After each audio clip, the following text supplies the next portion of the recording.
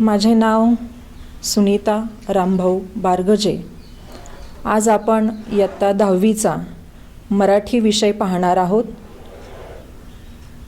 मराठी विषयामधील गद्य विभाग पाठ 3 आजी कुटुंबाचं आगळ। या पाठाचे लेखक आहेत महेंद्र कदम। ह्यांचा जन्म 1972 साली झालेला आहे। या लेखकांचा परिचय आपण थोडक्यात आता पाहणार आहोत। या लेखकांचं पूर्ण नाव डॉक्टर महेंद्र सुदाम कदम। या लेखकांचं मूळ गाव वडशिंगे, तालुका माढा, जिल्हा सोलापूर। त्यांचं शिक्षण MA PhD आहे। त्यांनी BA आणि MAच्या परीक्षेमध्ये मराठी विषयामधून शिवाजी विद्यापीठात कोल्हापूर या ठिकाणी सलग 5 वर्ष प्रथम क्रमांकाने ते उत्तीर्ण झालेले आहेत आणि त्याबद्दल या लेखकांना वि.स. खांडेकर आणि पु.भा. भावे, त्याचप्रमाणे माधव ज्युलियन इत्यादी 10 पुरस्काराने या लेखकांना सन्मानित करण्यात आलेला आहे। डॉक्टर महेंद्र कदम हे सध्या विठ्ठलराव शिंदे कला महाविद्यालय टेंभुर्णी या ठिकाणी प्राचार्य म्हणून कार्यरत आहेत। हे लेखक मराठीचे अभ्यासक आणि लेखक म्हणून त्यांची ओळख आहे।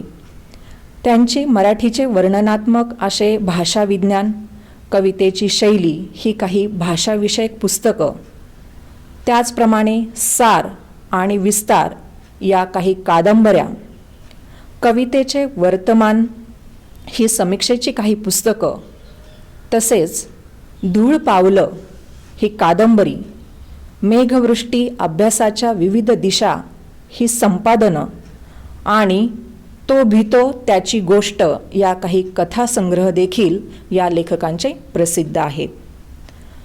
कवितेची शैली या पुस्तकास 2007 साली महाराष्ट्र शासनाचा दादोबा पांडुरंग पुरस्कार सुद्धा या लेखकांना मिळालेला आहे। आता आपण हा जो आज पाठ पाहणार आहोत, आजी कुटुंबाचं आगळ, हा पाठ आगळ या कादंबरीमधून घेतलेला आहे। आता आपण या पाठाचा थोडक्यात परिचय पाहणार आहोत की या धड्यामध्ये थोडक्यात काय सांगितलेलं आहे, थोडक्यात सार आपण पाहत आहोत। ग्रामीण संस्कृतीमधील एकत्र कुटुंब पद्धतीचं दर्शन जे आहे ते आपल्याला या पाठामधून पाहायला मिळणार आहे।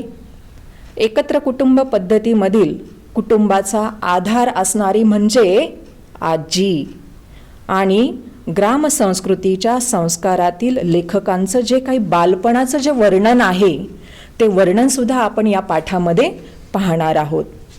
त्याचप्रमाणे ग्रामीण भागामध्ये असणारी घरांची जी रचना आहे, तसेच ग्रामीण जीवनशैली, त्या काळामध्ये मुलांचे असणारे खेळ, त्याचप्रमाणे त्यांना ग्रामीण भागामध्ये मिळणारा जो काही रानमेवा आहे तो कोणकोणत्या प्रकारचा रानमेवा त्यांना चाखायला मिळत होता याचं वर्णनसुद्धा आपण या पाठामध्ये पाहणार आहोत।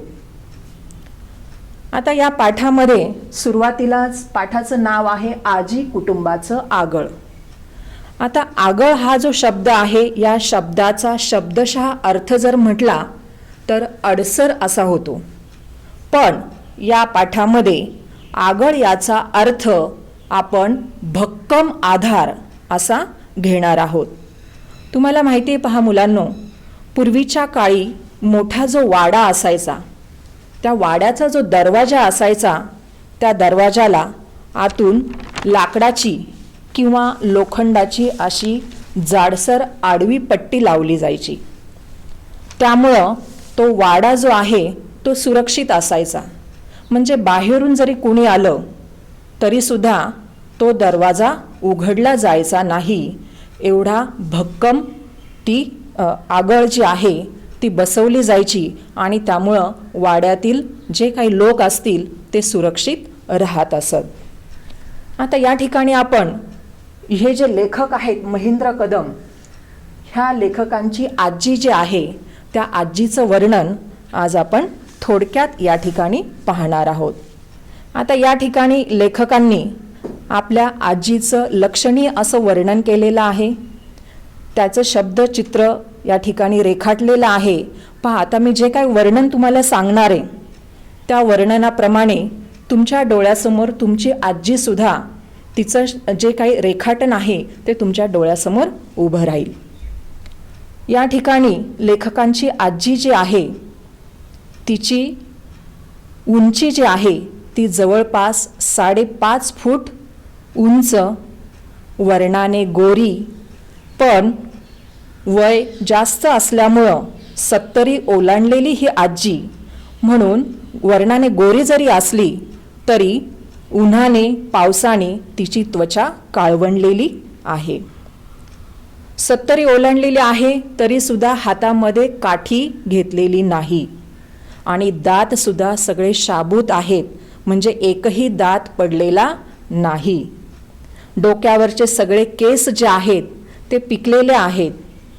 पायामध्ये नाला ठोकलेल्या ज्या काही वाहना आपण म्हणतो म्हणजे चपला त्या पायामध्ये घातलेल्या आहेत. आता नाला म्हणजे काय तर तुम्हाला माहिती असेल मुलांनो की घोड्याचे जे पाय असतात ते तळपाय जे असतात ते झिजू नये आणि भरभर चालता यावं, धावता यावं म्हणून त्या पायाला खालून लोखंडी अर्ध गोलाकार असलेली लोखंडी पट्टी ठोकलेली असते, त्याला नाला म्हणतात. आणि ग्रामीण भागामध्ये ते चपलांना सुद्धा नाला ह्याच कारणासाठी ठोकलेल्या असायच्या की त्या चपला जास्त झिजू नयेत. तर अशा नाला ठोकलेल्या वाहना ह्या लेखकांच्या आजीच्या पायामध्ये असायच्या.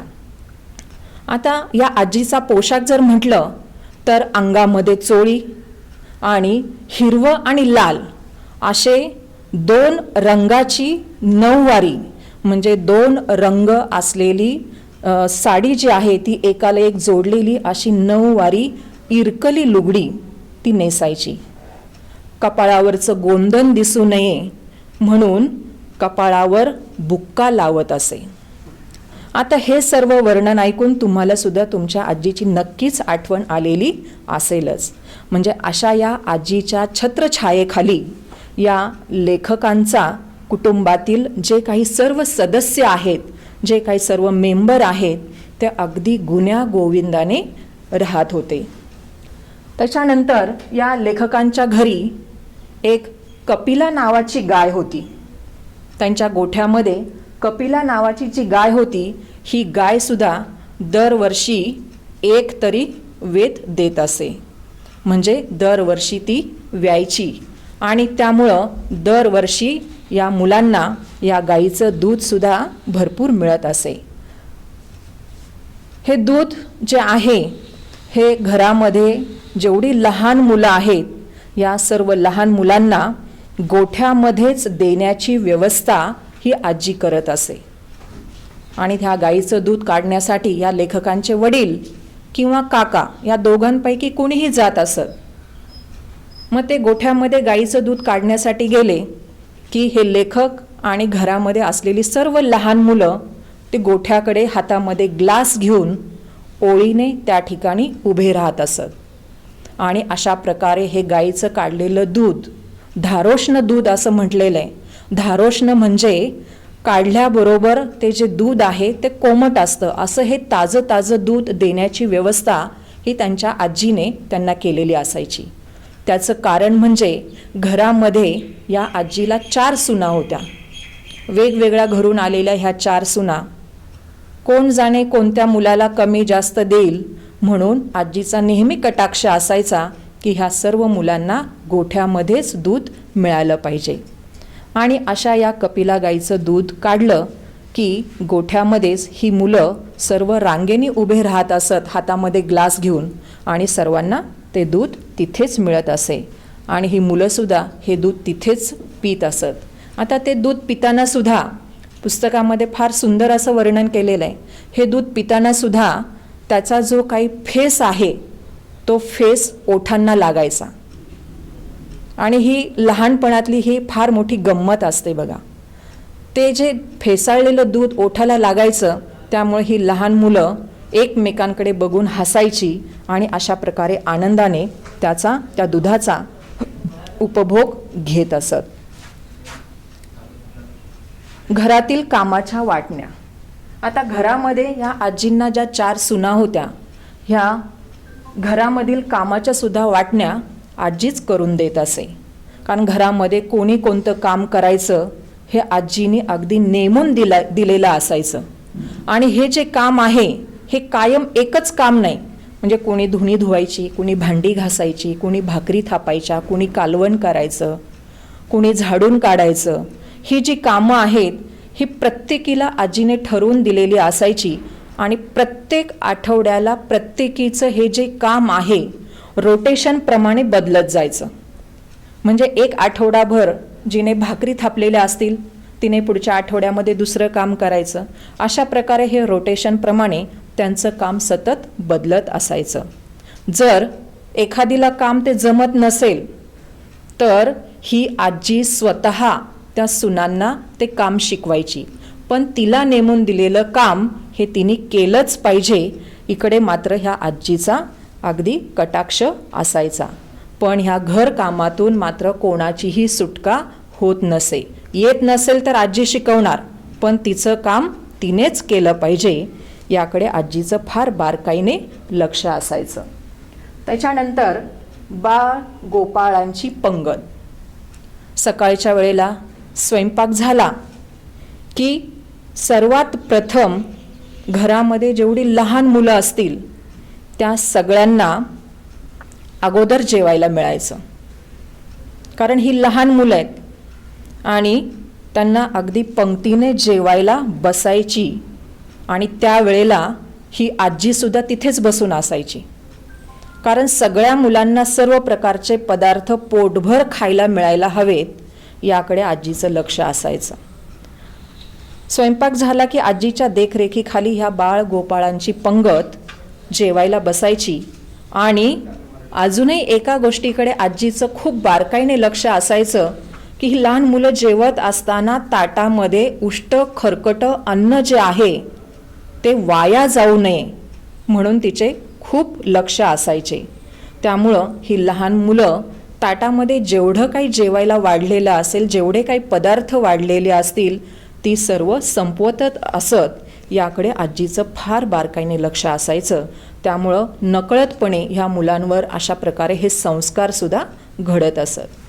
लहान मुलांच्या जेवणानंतर सर्व लहान मुलांचं जेवण झालं की मग त्यांचं जेवण झाल्यावर रानामध्ये जी पुरुष मंडळी कामासाठी गेलेली आहेत त्यांच्या भाकरी बांधल्या जायच्या. खेडेगावामध्ये तुम्हाला माहिती आहे की एक फडकं असतं कापड, त्याच्यामध्ये भाकरी बांधल्या जातात आणि मोठ्या भांड्यामध्ये किंवा डब्यामध्ये भाजी काढून ठेवली जाते. शहरामध्ये आपण डब्यामध्ये जेवण आणतो, पण ग्रामीण भागामध्ये फडक्यामध्ये त्या भाकरी बांधल्या जातात. मुलांचं जेवण झालं की मग रानामध्ये काम करण्यासाठी जी पुरुष मंडळी गेलेली आहेत त्यांच्यासाठी भाकरी बांधल्या जायच्या. आणि मग त्याच्यानंतर घरामध्ये असलेल्या सगळ्या बायका ज्या आहेत, स्त्रिया ज्या आहेत त्या जेवायला बसायच्या. त्याच्यानंतर घरातील दुपार. जेवण वगैरे झाली की तोपर्यंत दुपार होत असे. सकाळी बघा आपण शहरामध्ये नाश्ता करतो, पण ग्रामीण भागामध्ये सकाळी नाश्ता न करता त्याला निहारी म्हणतात, भाजी भाकरी खाल्ली जाते. त्याच्यानंतर घरातली जी दुपार आहे या दुपारच्या वेळेला सुद्धा काही ना काहीतरी कामं चालू असायची. म्हणजे दुपारपर्यंतची सगळी कामं आटोपली, जेवण वगैरे हे सगळी कामं आटोपली की थोडीशी विश्रांती आजी घेत असे. पण आजीची जी विश्रांती आहे ती सुद्धा किती सावध असायची बघा. ती अगदी बसल्या बसल्या थोडासा एक डुकला घ्यायची. म्हणजे कुठे बारीकसा जरी आवाज झाला तरी तिला लगेच जाग यायची. म्हणजे एवढं तिचं जागसूत ज्याला आपण म्हणतो अशा प्रकारची तिची ही झोप असायची. आणि त्याच्यानंतर मग तिची थोडी झोप झाली की तोपर्यंत गल्लीमध्ये असणाऱ्या आजूबाजूच्या ज्या बायका आहेत, त्यांचे शेजारचे पाजारचे वगैरे ज्या बायका आहेत, त्या बायका गप्पा मारण्यासाठी म्हणून आजीकडे येत असत. त्या सर्वजणी ढाळजामध्ये बसलेल्या असायच्या. आता ढाळज म्हणजे काय, तर घरासमोर असलेली जी मोकळी जागा आहे त्याला ढाळज किंवा पडवी असं म्हटलं जायचं. आणि ह्या सगळ्या बायका गप्पा मारण्यासाठी येत असत. पण फक्त गप्पा मारणे ह्याच्याबरोबरच त्या इतर जी काही कामं असतील, आता उदाहरणार्थ कोणाला भुईमुगाच्या शेंगा फोडायच्या असतील किंवा वाकळ शिवायचं असेल. वाकळ म्हणजे काय, तर गोधडी. तर गोधडी शिवायची असेल किंवा कोणाला दळण करायचं असेल म्हणजे धान्य निवडायचं असेल, कुणाला भाजी निवडायची असेल, तर ही कामं घेऊन या शेजारच्या बायका या आजीकडे पडवीमध्ये गप्पा मारण्यासाठी येत असत. आणि तिथे आल्यानंतर फक्त त्यांच्या गप्पा म्हणजे त्याच्यामध्ये काय काय असायचं, तर सर्वांची खुशाली किंवा कोणाच्या घरी काय झालं असेल, कुठे काय घडलं, ह्या सगळ्या बातम्या प्रत्येकजण त्या ठिकाणी आजीला सांगायचे. मग आजीसुद्धा काय करायची, ह्या बायकांनी ज्या काही बातम्या सांगितलेल्या असतील त्याची ती खातरजमा करायची. खातरजमा म्हणजे खात्री करून घ्यायची की ह्या सांगतायत ते खरंच आहे की नाही. आणि मग आजीला त्या बातम्यांची खात्री झाली की मग ती बातमी मात्र सगळ्या गावभर पसरायची. म्हणून आजीचं हे ढाळस म्हणजे एक प्रकारचं गावचं वर्तमानपत्रच आहे असं म्हटलं जात होतं. त्याच्यानंतर वाड्यामध्ये असलेली सायंकाळ, दुपारनंतर मग सायंकाळ होत असे. तर ह्या बायकांनी जी काही कामं आणलेली असायची ती कामं आटोपली की मग कामं आटोपल्यानंतर ह्या बायका आपापल्या घरी निघून जायच्या. आणि रानात गेलेली जी पुरुष मंडळी आहेत ही पुरुष मंडळी घरी येत असत आणि ओसरीवर त्या ठिकाणी ती बसायची. मग रात्रीचे 8 वाजले की 8च्या दरम्यान तो जो वाडा असायचा त्या वाड्याचा जो दरवाजा आहे तो आतून आगळ लावून बंद केला जायचा. म्हणजे दरवाजाच्या आतून एक जाड अशी लाकडी पट्टी आडवी लावली जायची की बाजूला खोबणी आणि दोन्ही बाजूला खोबणी असून त्याच्यामध्ये ती अडकवली जायची की जेणेकरून बाहेरचं माणूस कुणीही आतमध्ये येऊ शकणार नाही. म्हणजे अशा प्रकारे तो वाडा सुरक्षित असायचा. त्याच्यानंतर मुलांचं खेळणं. आता दुपारची वेळ जी असायची त्या दुपारच्या वेळेला सुद्धा आजी काय करायची, आगळ टाकायची. कारण मे महिन्याचा जो काही ऊन आहे त्या उन्हाची जी प्रखरता आहे त्यामुळे ही मुलं बाहेर खेळायला जाऊ नये आणि त्या उन्हाचा त्रास या मुलांना होऊ नये म्हणून आजी आतून दुपारच्या वेळेला सुद्धा आगळ टाकायची. त्यामुळे ह्या मुलांना बाहेर जाताच यायचं नाही. म्हणून मग ही मुलं काय करायची, दुपारच्या वेळेला त्या ढाळजामध्ये पडवीमध्ये बसून जी काही बैठे खेळ होती ती बैठे खेळ खेळत असत. मग आता हे बैठे खेळ म्हणजे कोणकोणते, ग्रामीण भागातले आपण बैठे खेळ पाहतोय. चिंचोके, चिंच जी आहे त्याच्यामध्ये जे काही चिंचोके निघतात ते चिंचोके खेळत असत. मग आता चिंचोक्याचा काय खेळ खेळत असतील, तर ज्याला आपण चल्लसाट म्हणतो. तो चिंचोका फोडल्यानंतर त्याचा आतला जो पांढरा भाग आहे ते पडले की 4 आणि वरचा जो काळा भाग आहे तो पडला की 8. अशा प्रकारे तुम्ही सुद्धा लहानपणी कधीतरी हा चल्लसाटचा खेळ खेळलेला असाल. तर असा हा खेळ ही मुलं दुपारच्या वेळेला पडवीमध्ये बसून खेळायची. त्याच्यानंतर गजगं. आता गजगं म्हणजे काय, तर सागरगोटे. हे सागरगोटेसुद्धा ही मुलं खेळत असत. त्याच्यानंतर खापराच्या भिंगऱ्या. माठ वगैरे फुटल्यानंतर ते जे खापर असायचं त्याला गोल असा आकार द्यायचा आणि ते काडीमध्ये त्याला होल पाडून ते काडीमध्ये अडकवायचं आणि ते खेळत बसायचं. त्याच्यानंतर जिबल्या. आता जिबल्या हा खेळाचा काय प्रकार आहे ग्रामीण भागातला, तर तुम्ही शहरामध्ये सुद्धा खेळलेल्या असाल बघा, ज्याला तुम्ही टिपऱ्या पाणी म्हणता. चौकोनी घरं आखायची आणि फरशीचा एखादा तुकडा घेऊन त्या घरामध्ये आपण टाकायचा आणि लंगडी घालत घालत तो पुढच्या घरामध्ये ढकलायचा. बाहेर गेला तर आऊट. अशा प्रकारे जिबल्या हा खेळसुद्धा खेळला जायचा. त्याच्यानंतर चुळूचुळू मुंगळा म्हणजे हात एकावर एक घासायचे आणि दुसऱ्याने हातावर मारायचं आणि तो चुकवण्याचा आपण प्रयत्न करायचा. भोवरा हा तर खेळ सगळ्यांनाच माहिती आहे. नंतर गोट्या यासारखे बैठे खेळ या ठिकाणी पडवीमध्ये ही लहान मुलं खेळत असत. नंतर मग हळूच आजीचा डोळा चुकून ही लहान मुलं बाहेर जात असत. थोडंसं ऊन कमी झालं की ही मुलं जरा बाहेर जायची. मग बाहेर गेल्यानंतर मैदानी खेळ जे आपण म्हणतो म्हणजे बाहेर अंगणामध्ये खेळले जाणारे जे खेळ आहेत ते खेळ म्हणजे विट्टी दांडू, हाही खेळ तुम्हाला माहिती आहे. नंतर शिवनापाणी ज्याला आपण पकडापकडी म्हणतो, वडाच्या पारंब्यांना लोंबकळून झोका घेणे, विहिरीमध्ये पोहणे आणि कंटाळा आला की तिथेच मातीवर लोळणे आणि मातीवर लोळून झालं की पुन्हा विहिरीच्या पाण्यामध्ये उडी घेऊन पोहणे आणि असे हे खेळ खेळून झाले की ही मुलं घरी यायची. मग ही मुलं घरी आल्यानंतर आजी ओळखायची ही मुलं नक्कीच पोहून आलेली आहेत. त्यामुळं आजीची बोलणीसुद्धा खावी लागायची. अशा प्रकारे ह्या लहान मुलांचे बैठे खेळ, मैदानी खेळ ग्रामीण भागामध्ये मोठ्या आनंदाने चालत असत आणि हे सर्व या लेखकांनी अनुभवलेलं आहे. ते स्वतः हे खेळ खेळलेले आहेत. त्याच्यानंतर निसर्गदत्त रानमेव्याचा आस्वाद.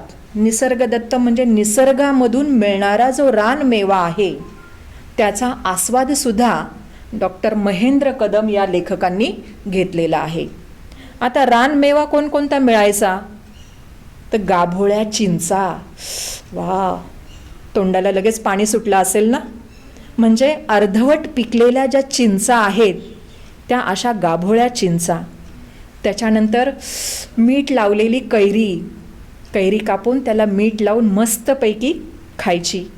बांधावरची बोरं, बोरीचं झाड जे आहे ती बोरं पाडायची, झाडालाच पिकलेली असतात आणि ती बोरं खायची. नंतर उंबर पिकल्यानंतर सुद्धा बघा, तुम्हाला इकडे अंजीर माहिती आहे, अंजीर सारखंच ते लागतं, फक्त त्याचा आकार जरा थोडासा लहान असतो. त्याच्यानंतर ढाळं म्हणजे काय माहिती आहे? तर ढाळं म्हणजे आपण हरभरा खातो की नाही, त्या हरभऱ्याच्या फांद्या ज्या आहेत, घट्टे ज्याला आपण म्हणतो, ते ढाळं. गहू ज्वारीचा हुरडा म्हणजे गहू ज्वारीच्या कणसामध्ये ती दाणं परिपक्व होण्याच्या अगोदरची जी प्रक्रिया आहे, कोवळी दाणं असतात, ती कणसं काढून, ती भाजून, ती चोळून, स्वच्छ करून त्याचा कचरा जो आहे तो बाजूला करायचा आणि तो हुरडा खायचा. त्याच्यानंतर छोटी तंबाटी म्हणजे ज्याला तुम्ही टोमॅटो म्हणता, तर अशी ही पिकलेली छोटी छोटी तंबाटी रानामध्ये जाऊन झाडाची तोडायची आणि खायची. कलिंगडं, शेंदाडं ज्याला काकडी आपण म्हणतो, हा शेंदाडं म्हणजे काकडीचाच एक प्रकार आहे, पण तो आकाराने छोटा असतो आणि असा हिरवा असतो. करडीची पात्रची भाजी. आता करडईची भाजी तुम्हाला माहिती आहे, तशाच आकाराची ती पात्राची जी पानं असतात ती एक पालेभाजी आहे, ती भाजीसुद्धा खाल्ली जायची. ज्वारीची हिरवीगार ताटं, ज्वारी जी आहे त्याचं जे ताट आहे म्हणजे ती जी वनस्पती आहे त्याचं ताट जे आहे ते हिरवगार असतं, त्यावेळेला ते गोड लागतं, ते सोलून खाल्लं जातं. कवट तुम्हाला माहिती आहे, तेही पिकल्यानंतर फोडून खाल्लं जातं. तुरीच्या किंवा मटकीच्या शेंगा, झाडाला असतानाच तुरीच्या आणि मटकीच्या हिरव्या ज्या शेंगा आहेत, दाणे परिपक्व झालेले पण हिरव्या असलेल्या ज्या शेंगा आहेत त्या तोडायच्या आणि खायच्या. त्याची उकड करायची म्हणजे उकडून खायच्या.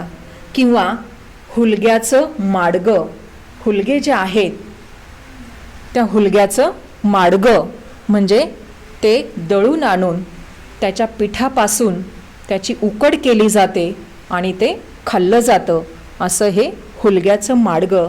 असा हा सगळा रानमेवा जो आहे, या रानमेव्याचा आनंद या लेखकांनी आणि त्यांच्या भावंडांनी त्या ग्रामीण भागामध्ये अनुभवलेला आहे, त्याचा आस्वाद घेतलेला आहे.